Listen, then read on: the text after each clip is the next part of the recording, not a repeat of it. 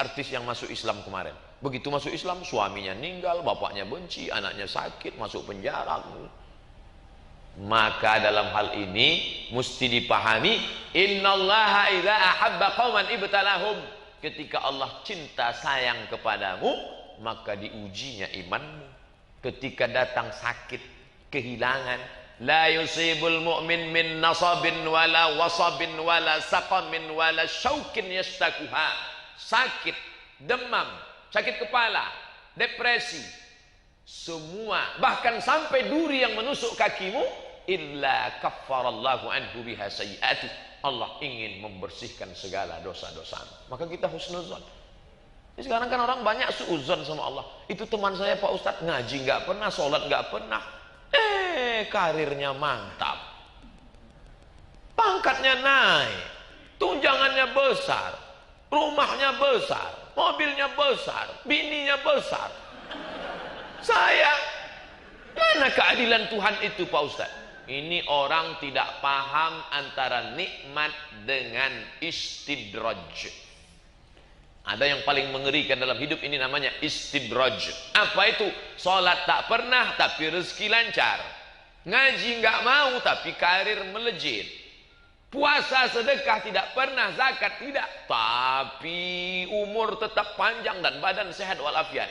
Hati-hati, itu namanya istidraj. A'udzubillahi minasyaitonirrajim. Sanastadrijuhum min haitsu la ya'lamun. Ada orang-orang yang kami mainkan dengan istidraj. Wa umli lahum, aku ulur seperti layang-layang, diulur supaya apa? Semakin jauh semakin nyangkut. Hati-hati. Saya nggak pernah sholat, kenapa rezeki saya lancar? Segera bertobat, berarti saya sedang dimainkan Allah dengan istidraj. Celaka 12, mereka ini menyangka berhasil menipu Allah. Yukhadi'un Allah, mereka menyangka menipu Allah. Tengok, Allah kayaknya sudah nggak sempat lagi ngurus kita, udah terlalu banyak nih. Akhirnya dia nggak sadar kan? Akhirnya rekening saya tetap dapat kan? Yukhadi'un Allah, mereka menyangka menipu Allah. Wa huwa khadi'uhum, Allah sedang menipu mereka. Nampaknya seperti nikmat, padahal dia dalam azab. Innallaha la yumli lizalim. Allah sengaja mengulur orang yang zalim itu, diulur rezekinya, diulur umurnya, diulur anaknya, diulur istrinya, diulur kuasanya, diulur. Hatta idza akhadhahu lam yuflithu. Ketika Allah mengazabnya, Allah tidak menyisakannya sedikit pun, dijerumuskan, disungkurkan ke dalam neraka jahanam, tak tersisa sekali. Pak Ustadz, ya, kenapa orang kafir itu diberi rezeki oleh Allah? Buka kitab fikih sunnah dalam bab wakaf. Orang kafir kalau dia sedekah langsung dibalas Allah di dunia. Makanya banyak orang-orang kafir rajin sedekah ke panti asuhan. Kenapa? Begitu dia sedekah, Kong, lu kok selalu sedekah di panti asuhan? Sedekah sama orang Islam lebih hoki lah.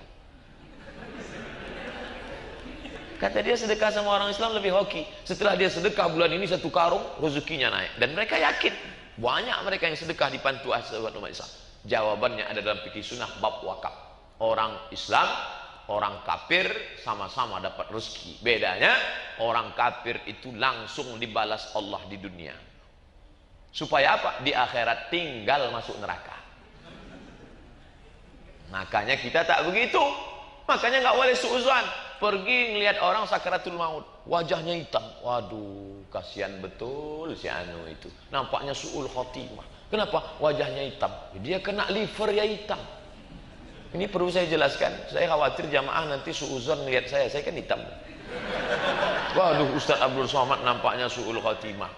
Nggak bisa kita nilai dari zahirnya. Jangankan orang mati, orang balik haji aja nggak bisa kita nilai dari zahirnya. Pulang haji, ketemu sama Pak Haji, gemuk, sehat, putih. Waduh, mabrur Pak Haji ya. Rupanya nggak pernah ke masjid. Makan tidur di hotel. Makan tidur. Perbaikan gizi. Nggak bisa. Yang satu pulang dari Makkah kurus, kering, tinggalnya di Aziziyah, lewat terowongan, jalan kaki, jauh. Begitu pulang, waduh, tak ada tanda-tanda kemabruran nampaknya. Nggak bisa. Makanya kita tidak boleh suuzan. Nahnu nahkumu bizzawahir. Kita hanya menilai dari zahir. Wallahu yatawalla sarair. Allah yang menghukum segala rahasia manusia di hadapan Allah SWT. Jangan suuzan. Ya ayyuhalladzina amanu, wahai orang beriman, ijtanibu, jauhilah katsiran minazzan, prasangka. Sabar level 3, sabar dalam ujian. Siapakah yang paling sabar dalam ujian? Tidak ada kesabaran melebihi sabarnya Ibrahim. Loh, kok dari tadi Ustadz Ibrahim? Nampaknya Ustadz ini datang jauh-jauh gak punya bahan lagi selain Ibrahim. Kita kan momennya kurban. Ibrahim, gimana ujian Ibrahim? Ibrahim diuji mendapatkan seorang bapak bernama Azar. Kerjanya apa? Buat berhala. Bukan nyembah berhala, buat berhala. Semua berhala yang buatan Bapak Ibrahim ditulis made in Azar. Azar itu kerjanya tukang buat berhala. Azar Corporation, khusus untuk patung-patung berhala. Datanglah Ibrahim, punya bapak penyembah berhala. Itu takdir, harus diterima, tapi harus diperbaiki. Karena dulu kita tidak pernah request kepada Allah. Inna ahadakum yujma'u khalqihi fi batni ummihi 40 yawman nutfah. Kamu diciptakan dalam perut ibumu 40 hari dalam bentuk air. Summa yakunu 'alaqatan mithla dzalik, 40 hari dalam bentuk darah. Summa yakunu mudghatan mithla dzalik, 40 hari dalam bentuk daging. Air, darah, daging. 40, 120. Ketika umur kandungan 120, yursalul malaku, datang malaikat membawa roh. Roh Abdul Somad masuk ke dalam perut orang Melayu. Saya jadi orang Melayu. Roh bapak masuk ke dalam perut orang Minangkabau, menjadi orang Padang. Mbak Akaba kini sehat. Masuk ke dalam perut orang Sunda, kumaha atuh damang. Masuk ke dalam perut orang Jawa, kepripun kabari api, wis pirang-pirang dino orang kepetuk sampean. Masuk ke dalam perut orang Batak, halak kita sasudena. Masuk. Biado artinya apa kabar? Ini bukan request.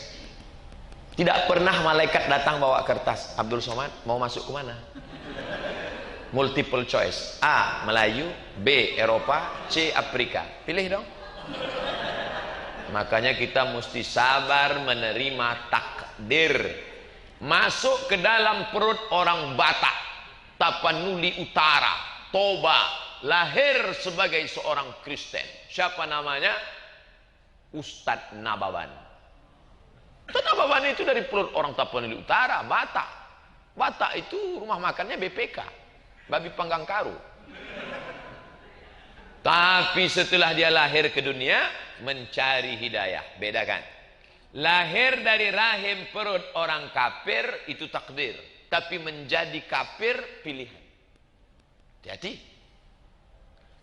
Masuk ke dalam perut orang Cina, putih, ganteng, tapi kafir. Siapa dia? Ustadz Felix Xiao. Masuk ke dalam perut Cina kafir, itu takdir, tapi menjadi kafir pilihan. Kapan kita mengatakan ini pilihan, ini tidak? Ketika tidak bisa dipilih menurut akal, maka itu adalah takdir. Tapi hari ini saya dengan penuh kesadaran untuk memilih antara kamput dengan air putih. Bayangkan andai di depan saya ada dua pilihan, maka saya saat ini memilih. Pilih mana? Maka saya dengan kesadaran saya pilih gelas yang ini. Tulisannya P3B Jawa Bali, halal. Tapi saya tak bisa dengan penuh kesadaran saya pilih kamput, habis itu saya minum, lalu saya mabuk. Ketika ditangkap, kamu kenapa mabuk? Tuhan mentakdirkan saya minum kamput. Ente dihukum 2 kali. Pada masa Umar bin Khattab ini orang dihukum 2 kali. Orang minum khamar dihukum 40 kali cambuk. Dia dihukum lebih. Begitu selesai dia marah. Kenapa saya dihukum lebih? 40 untuk minum khamar, lebihnya bonus. Karena ente berani ngomong takdir tanpa ilmu. Sekarang orang banyak menggunakan kata sabar level 3 untuk menyelewengkan ajaran Islam. Anak mahasiswa pulang kampung bawa transkrip nilai IP 2,0. Ma, Pa, ini IP transkrip nilai. Kok 2,0? Pa, sabar ya, ini musibah dari Allah. Papa ngaji kan? Nah, sabar itu Pak, kata Ustadz Somad level 3 nih. Sabar ya. Dia pilihan untuk dapat IP 3,7 dengan 2,0 pilihan. Yang bersungguh-sungguh dapat. Tapi ketika sudah belajar serius, tiba-tiba datang penyakit, tak ada obatnya. Itu musibah. Maka mesti hati-hati. Sekarang ini banyak orang mencari kambing hitam dan yang dikambing hitamkannya Tuhan. Anak gadis pulang kampung dalam keadaan ngadu. Kamu kenapa bisa begini? Mama sabar ya. Ini sudah ketetapan Allah. Dia dengan penuh kesadaran saat diajak oleh boyfriendnya itu. Diajak. Kita sore ini makan bakso ya? Iya mas. Sore ini kita jalan-jalan ya? Iya. Dengan penuh kesadaran, hidup adalah pilihan. Wa nafsi wa ma sawwaha, jiwa dan penciptaannya, fa'alhamaha fujuraha, ada jalan kiri, wa taqwaha, ada jalan kanan. Maka kalau sudah lengkap usaha, terjadi juga sabar level 3. Pulang ke rumah, motornya dikunci. Motornya dalam rumah, rumahnya dikunci. Rumahnya dalam komplek, kompleknya dikunci. Kan sudah cukup tuh usaha. Hilang juga. Hilang beserta rumah-rumahnya dan kompleknya hilang sekalian. Itu sabar level 3. Sabar. Itu yang disebut dengan takdir sabar. Ini enggak. Kecicilan,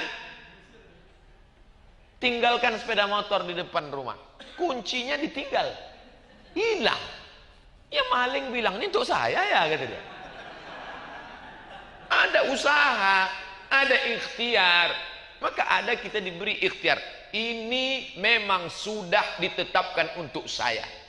Ini untuk saya. Bukan untuk Ustadz Qari. Untuk saya. Karena beliau tak minum, berarti untuk saya. Ini untuk saya. Tapi saya tidak bisa mengatakan, ah ini sudah ditakdirkan untuk saya. Kalau gitu cukup buka mulutnya.